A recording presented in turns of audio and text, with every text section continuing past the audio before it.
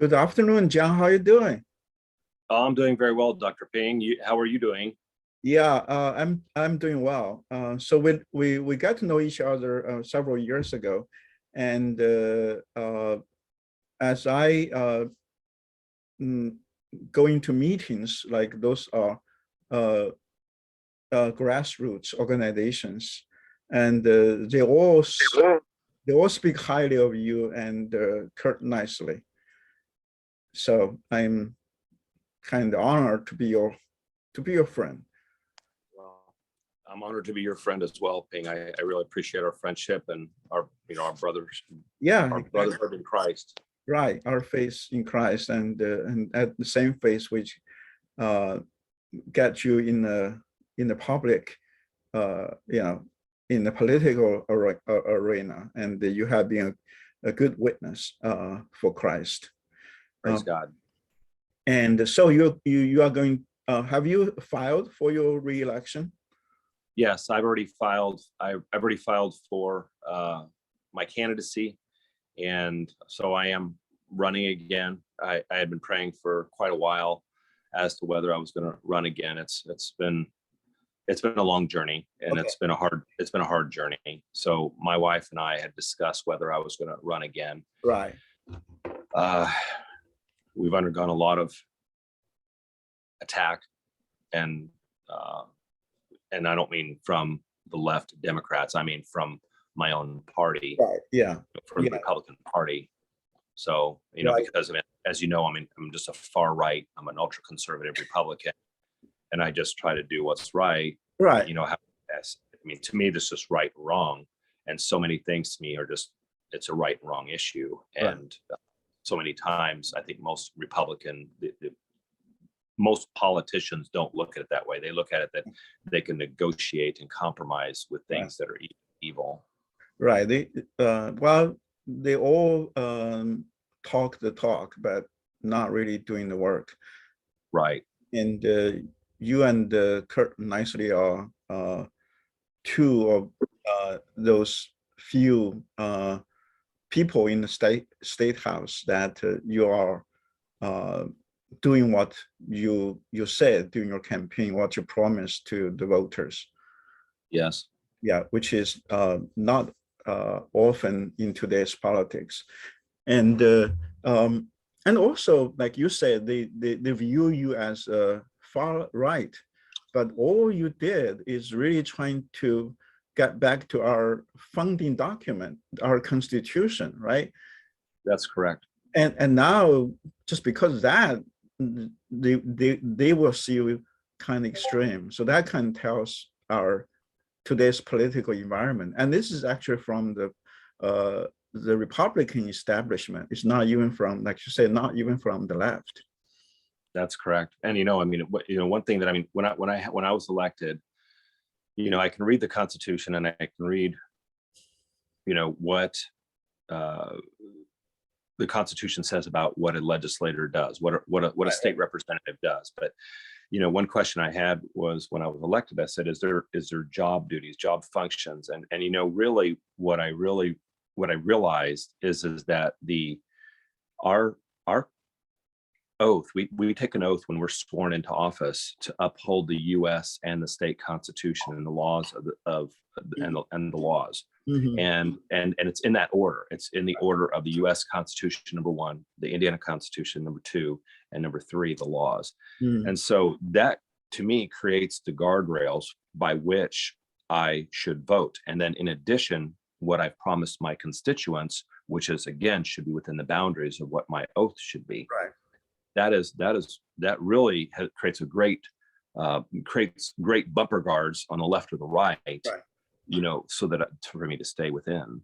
Yeah, and also all you have been doing and are trying to do is really, it's in the Republican platform, right? That's correct. To me, and I don't mean to be, I'm not trying to be rude to my colleagues, my Republican colleagues, but I tell people all the time, I believe that Representative Kurt Nisley and myself, I believe that we're the true Republicans. Mm-hmm. in the Republican caucus, and the other Republicans are just rhinos. In other words, Republican in name only, they're not really true Republicans. They don't truly align with the Republican platform. I think the Republican platform is a good platform. Right. It's just the vast majority of Republicans don't truly align with it. They'll say they do, Right. but they really, if you examine it and examine their voting record, they don't. Right. And also we have the say Exhibition A, the emergency order put by our governor. Yes. And you and the Kurt nicely trying to stop that, and you have run into so many oppositions. Yes, we've Kurt introduced a House concurrent resolution last year, immediately, almost very soon after the governor had started his emergency orders that he had filed. And as you know, he was doing that every 30 days. Mm. And I co-authored with him on those resolutions. And he's been refiling them as he's been refiling the emergency order. Kurt Knisely has been refiling a new resolution to match the order. Okay. And we had talked with the committee chairman over that resolution, who is State Representative Dan Leonard. We had talked with him last year about getting the resolution a hearing, because it has to make it out of committee Right. before it can come out to the House floor.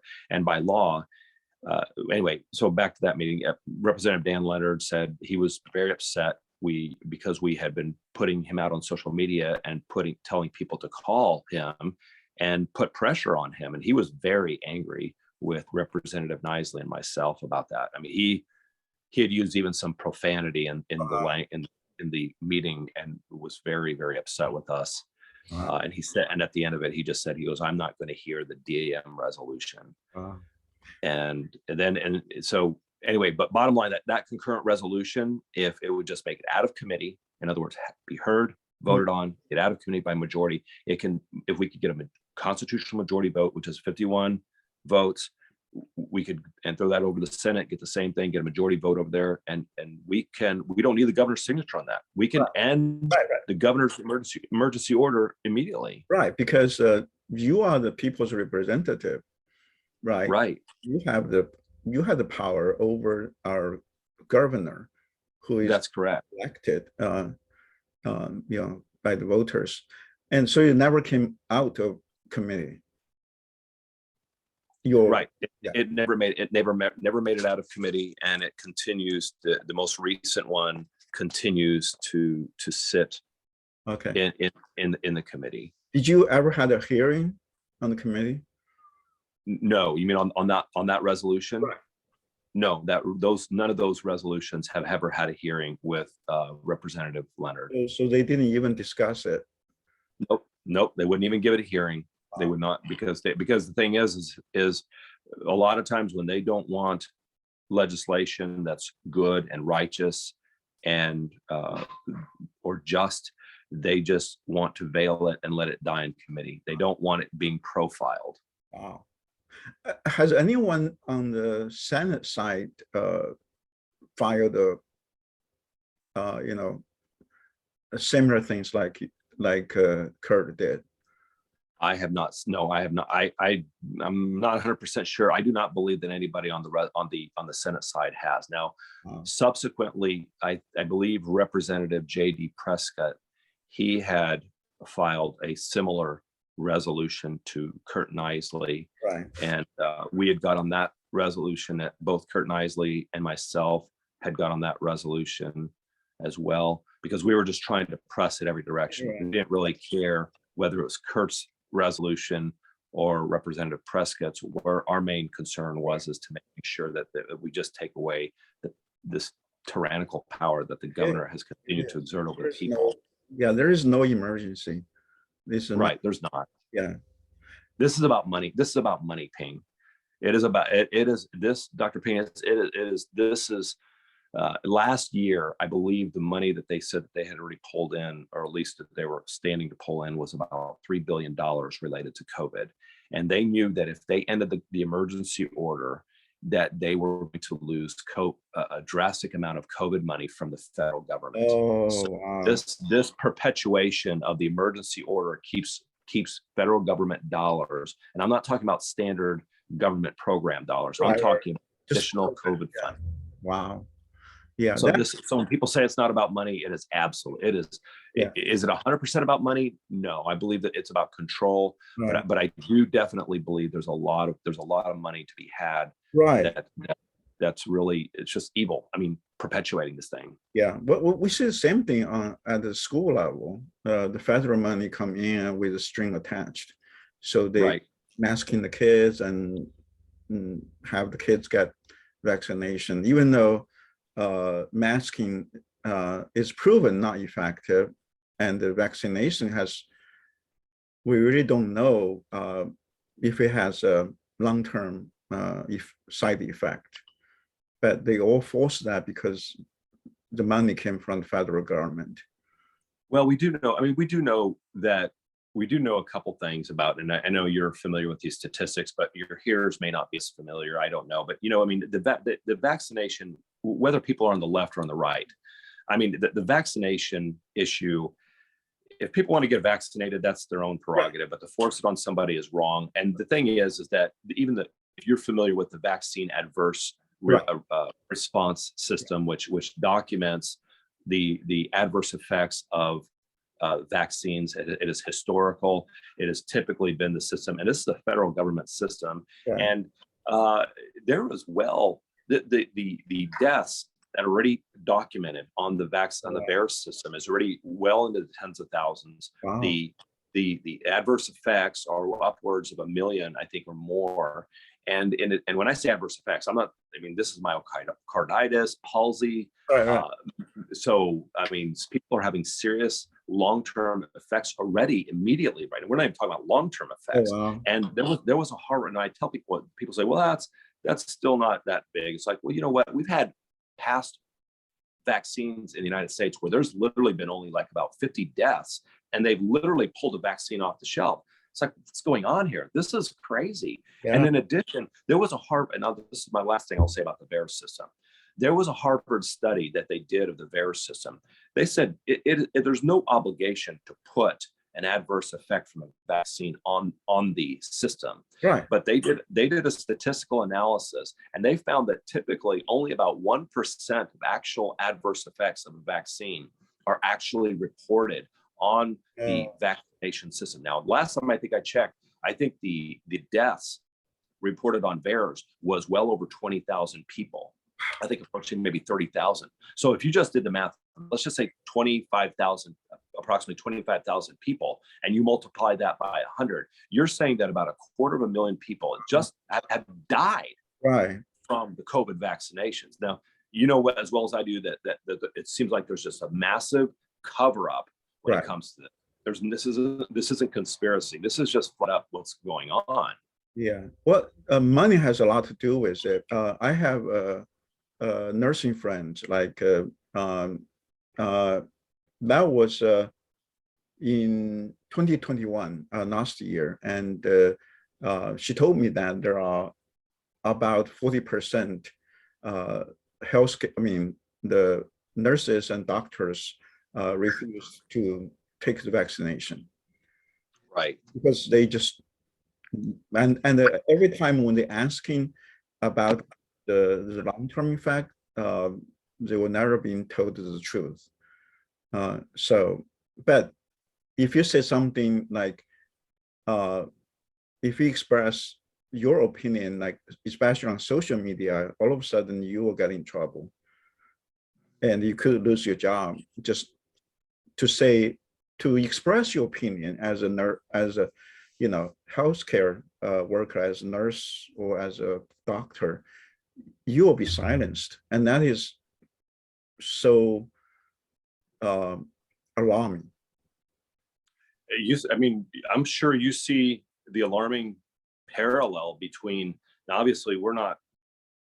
So you're from China. You grew up in China. I mean, obviously, you see the parallel. I mean, I definitely don't see that we're where China is right now with human rights violations, and the violations of freedom and liberty. But I definitely think we're heading down this road towards socialism and ultimately towards communism if we don't stop this downward slide. Yeah, I mean, there is so much censorship in the media, and also not only the media in organizations. I mean, we just talked about in the medical field, many doctors and nurses are afraid to express their doubts or express their opinions. So anyone Yes. dare to say something different will be attacked. Yes, we had a we were talking about legislation, legislation that we had out there. So Kurt and I had various pieces of legislation that we had introduced. One of those was a bill that Representative Nisley had introduced, he had authored and I'd co-authored, was just that doctors would be able to prescribe ivermectin, in which there's very good studies out there that show that ivermectin on the front end, at the early stages of COVID, was a great, not only prophylactic, in prophylactic use against COVID, but also in the treatment of COVID early on. Right. And there's been a lot of studies out there that have shown that we could have possibly reduced the death, the so-called, at least the statistical deaths, by possibly upwards of 70 to 80%. And many doctors have been threatened with losing their license or being fined, penalized. Same thing with pharmacists. Right. I think that's just egregious. Ivermectin is you literally an over-the-counter medication in many places. I had a family member that was literally in Mexico just within the past couple of weeks, and literally saw ivermectin virtually everywhere. They could buy it over the counter. Right. Yeah. And also here in the United States, you can buy that for animals. Yes, you can. Correct. But yeah. So that's really kind of a taste of tyranny, I think American people had that taste in the past 2 years. It's always for the common good, that's basically the same phrase the Chinese Communist Party use, is always for the common good, Yeah. Yeah. Well, because they sure don't want to say, well, we're trying to do this for evil purposes, and we're trying to do this, that's something insidious. Right. Well, who wants to hear that? No, definitely not. Yeah. And so I know the what's that called? Constitution carry that passed the House. What's that bill? Right? The constitutional carry bill, it has passed the House, and it's gone over to the Senate. Senate Pro Tem Roderick Bray has passed that bill into the committee. I can't remember which committee it is, but actually headed up by Senator Liz Brown. Liz Brown is an ardent opponent of constitutional carry. So it's very clear that this seems, that the House and the Senate worked in conjunction with one another to pass the constitutional carry bill out of the House, send it over to the Senate, and the Senate has they've just sent the bill over to Liz Brown's committee to die. Now, I believe the deadline, I think, was going to be sometime this week, that things have to finish up getting out of committee. Otherwise, none of those, anything that's sitting in committee right now is just going to ultimately die. Right. So it's really disgusting to me that many of the Republicans, they got this bill out of the House, because the House representatives, we are elected every 2 years.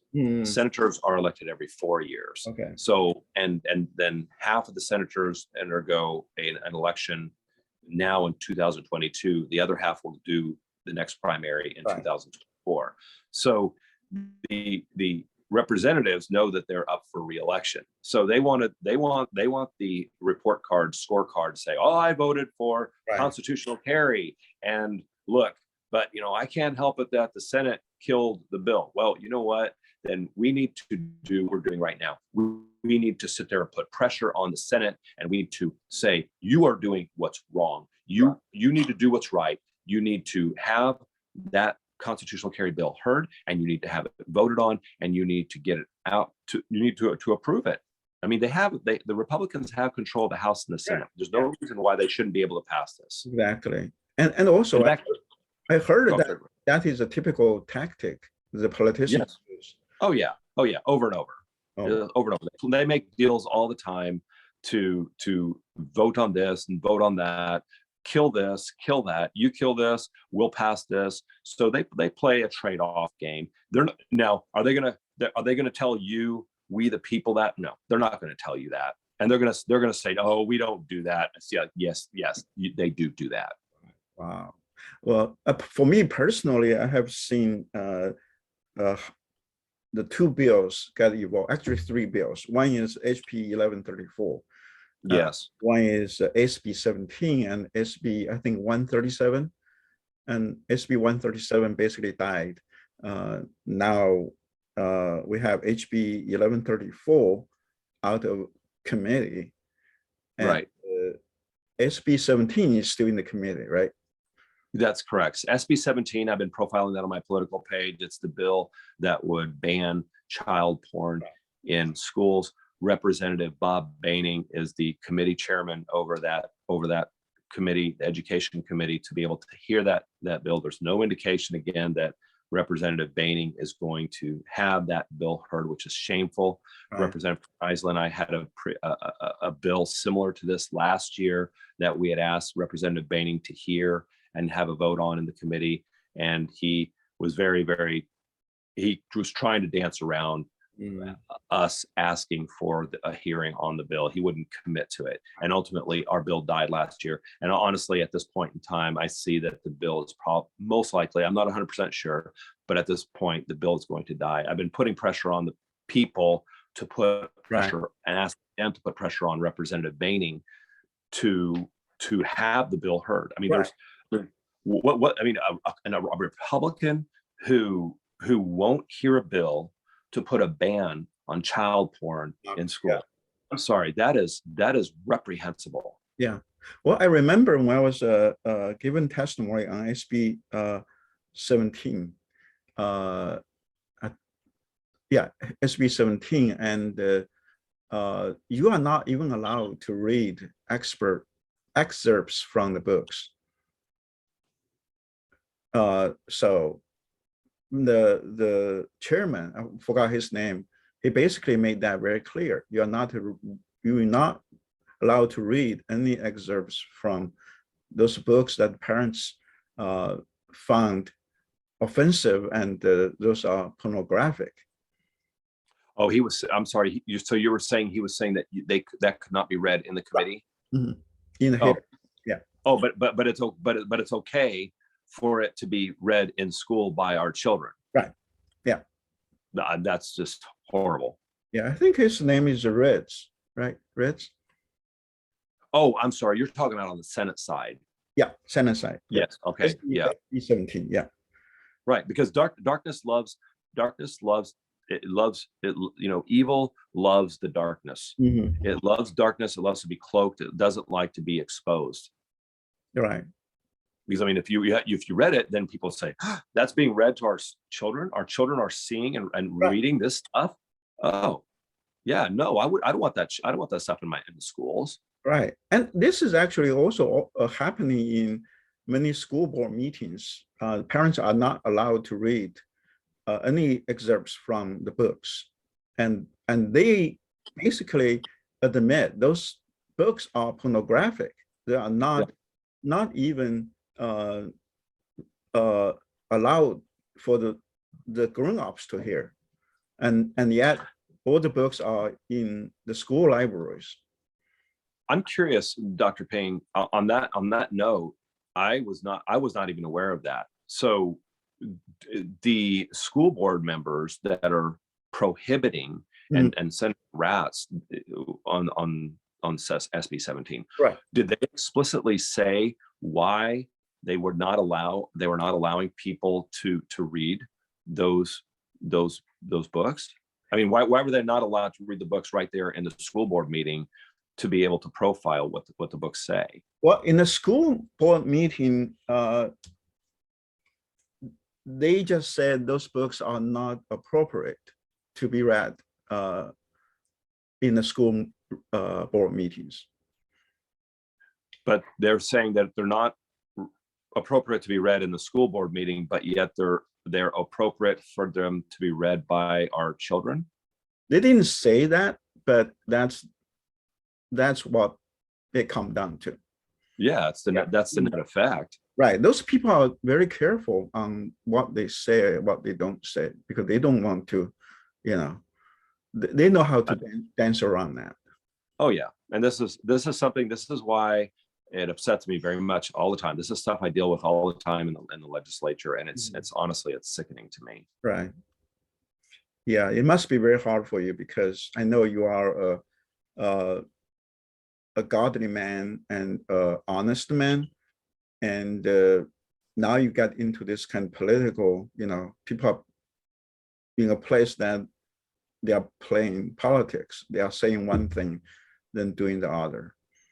Yeah. One thing I always like to say, my wife and I discuss, is that politicians love to act like they're doing something while they're really doing nothing. They're doing nothing. Yeah. Yeah. That's its pattern. Right. Yeah. And I also want to talk about the difficulties to be on the ballot. I mean, first of all, your district got redistricted, which put you at such a disadvantage. Yes, that's correct. So my district, the People's District, it's not, I don't own the district. I know you're saying it's my district, the district that I represent, but you know, I have no, I'm you know, it's not divine rights to kings. You know, I serve at the will of the people. If the people want to have me elected, they did for 2 years.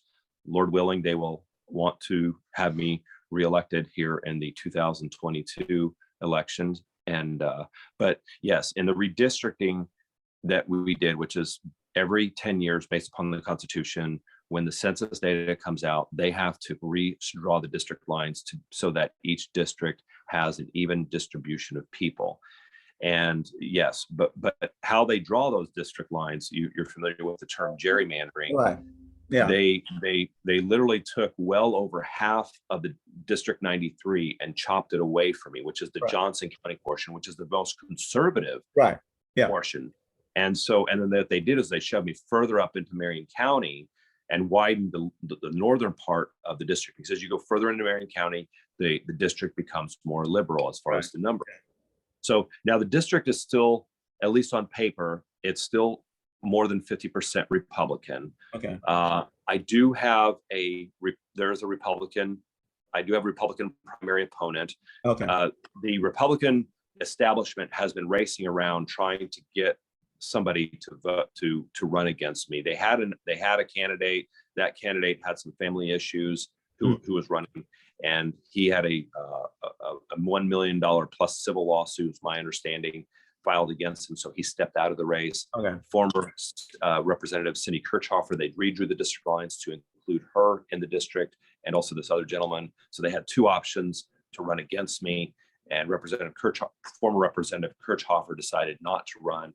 And then I had a friend who was actually running for office that the Republican establishment actually approached him to actually step out of his race to run against me. And this is a friend of mine. He said, no, he goes, I'm not going to do that. He goes, John Jacob is my friend. I'm not doing that. Wow. And then in addition, there were other rumors that supposedly the Republican establishment, I haven't been able to confirm those, whether or not that they were actually offering money to people to run against me.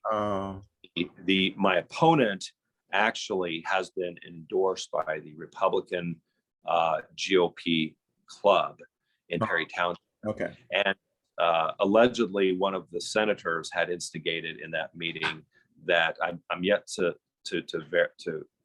I have an individual that was there that witnessed this, but anyway, it was told that they moved to actually suspend the rules for the town for that club meeting so that they could actually endorse my opponent to run against me. Oh wow. So, and my understanding right now is they're running the HRCC, the House Republican committee chairman committee the overall the state Republican House Republican Party has thrown and they're going to continue to throw money at my opponent to try to defeat me. They're throwing money right now. Supposedly, and I'd heard from one of the people at the Democratic caucus, they had gotten word that they were throwing right now up front $60,000 to try to start running TV smear ad campaigns on me. So the GOP establishment, they are willing to lose the seat just to push you out. Well, keep in mind, I'm running right now in the primary. I'm running against another Republican. Okay.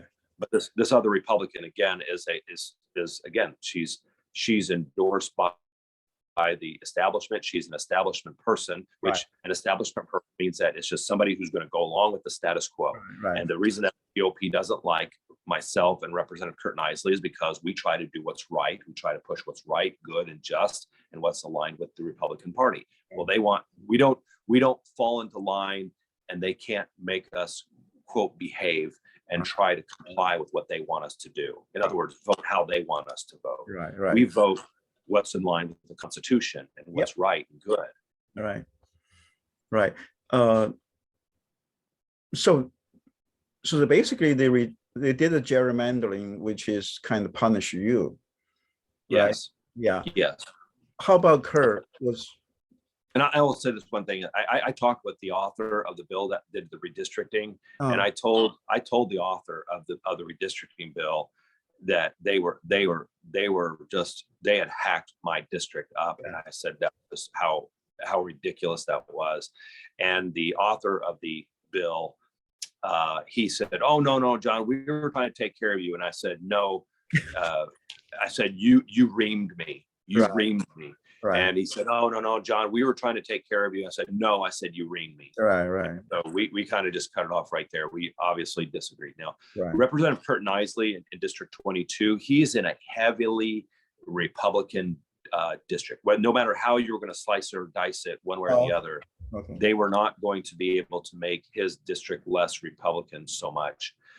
What they were going to be able to, and Representative Kurt Nisley is obviously, he has more longevity than I do, and he's much more, so he's got a lot more record, and he's very popular in that area. He's a very liberty-minded guy, and constitutionally, I mean, Kurt is a great guy. I work with him. I mean, he is the best representative in the House of Representatives. But what they did was they cut in to include Representative Craig Snow, who is a current representative. He just was elected in the last election like I was, and they cut him in so they could run him against Kurt. So Kurt has one of the present incumbents within the House of Representatives as well that they put in his district to run against him. I see. Wow. And they'll be doing the same thing. They'll be throwing a lot of money at Kurt's opponent. The Republican Party will to try to defeat Kurt. Right. Because they would like to do nothing more than squelch, the voice of Kurt Nisley and John Jacob. And really, ultimately, I like to tell people, it's not about Kurt, and it's not about John. Right. It's not about Kurt Nisley and John Jacob. This is about them. They are squelching the voice of we the people. Right. Yeah. And that should really upset people. Right, definitely. And also, on the other hand, they are putting so much obstacles for people who wants to challenge in the primary.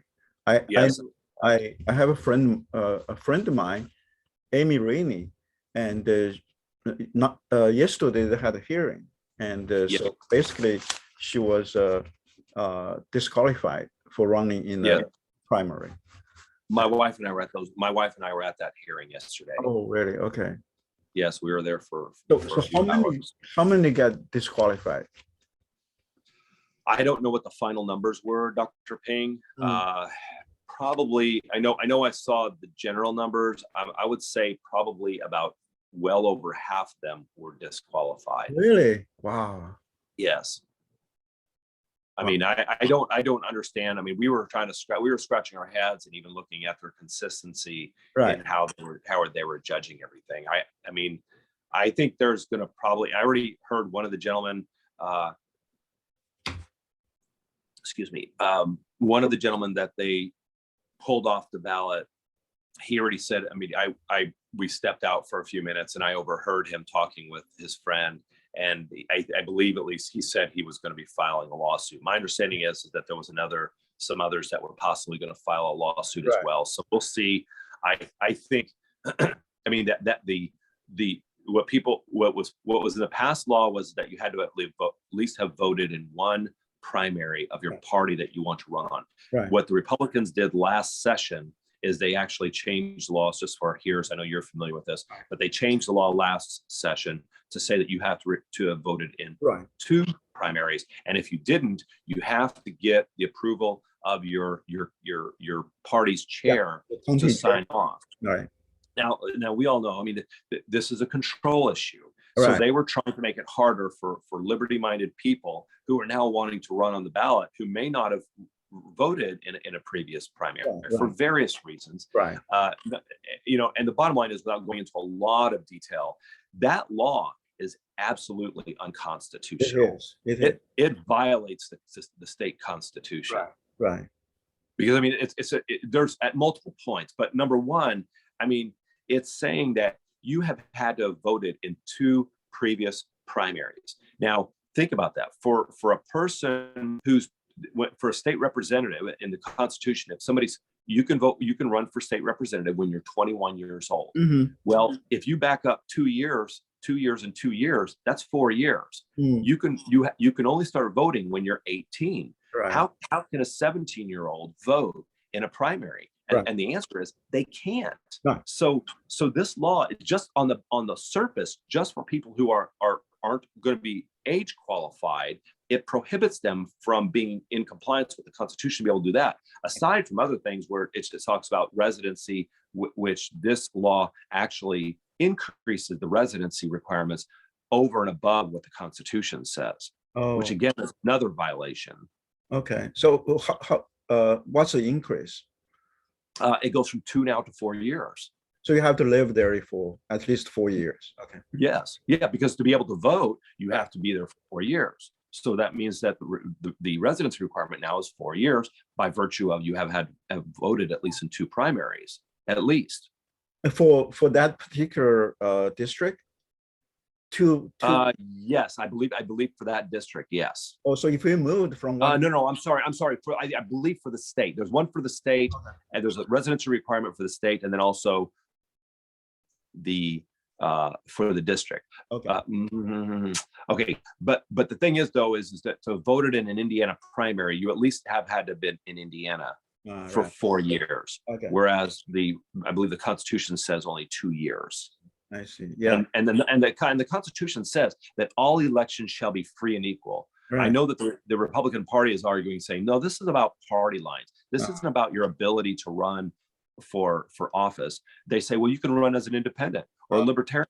It's like, no, that's bogus. If I'm a Republican, I should have the right to run on the Republican ticket. Right. If you're a Democrat, you should have the right to be able to run on the Democratic ticket. Right.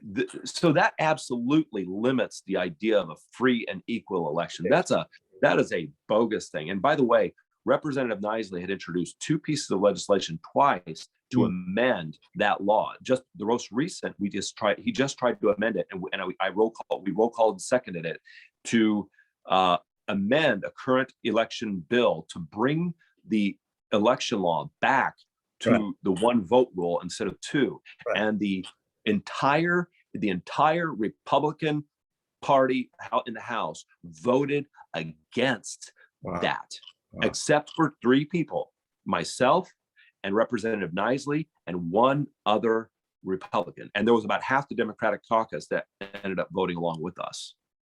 Wow.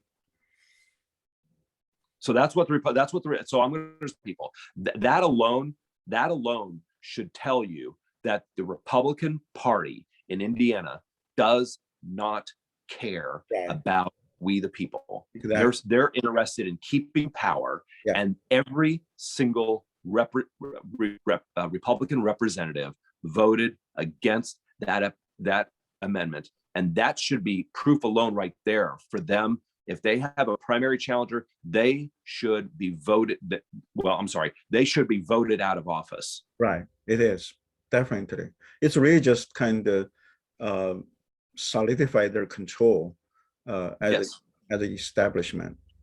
Right. And they'll try to justify it. I mean, there's always two sides to the story. They're going to spin it so that they're going to justify as to why this was not legitimate and everything else. But, you can look at it on the surface. It's pretty clear. This is a power grab. Right. They want to keep that. I mean, Yes.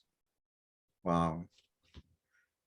Well, thank you for your time. I really enjoying talking with you. And Same here, Dr. Ping. Thank you. I appreciate you having me on the show, and it's a privilege for me. Thank you. no, I And mean, this is honor is mine. I really appreciate that you are fighting. First of all, as a follower of Christ, and second of all, as a American, and to defend our rights and our liberty. Yes. May I say one more thing before we get off the show? Is that okay? Oh yeah. If you want to, I mean, you have all the time to talk. I just don't want to take too much of your time. No, but for your listeners, I hope that if you are concerned about where our country's going, and you are concerned about freedom and liberty and the life of the preborn and our constitutional rights that are eroding, right. I'm just asking if you are in District 93 or if you are in District 22 to please vote in District 93 for myself in the upcoming May 3rd primary. Right. And if you are in District 22 to please vote for Representative Kurt Nisley in the upcoming May 3rd primary. Right. We need your vote. Yeah, definitely. And also, is your website up? If some people wants to donate, is that everything set up? Yes, they can go to my website. It's voteforjohnjacob.com. voteforjohnjacob.com, and on that website it has a link to my giving site so they can donate to my campaign. I do need campaign donations to run a campaign. My opponent is not going to have any shortage of funds coming from the HRCC, but me, I'm funded by friends, family, and people who are liberty minded. And then also my political page, if people want to stay updated, it's my Facebook political page, which it's John Jacob State Representative. Right. Okay. All right. Definitely. I mean, I'll pray for you, and thank you, Dr. And yeah, I'm really, you guys are there on the front line and fighting for us. Thank you so much. Okay. Well, thank you so much. I'll see you next time. Okay. All right. Thank you, Dr. Ping. Bye. Okay, bye.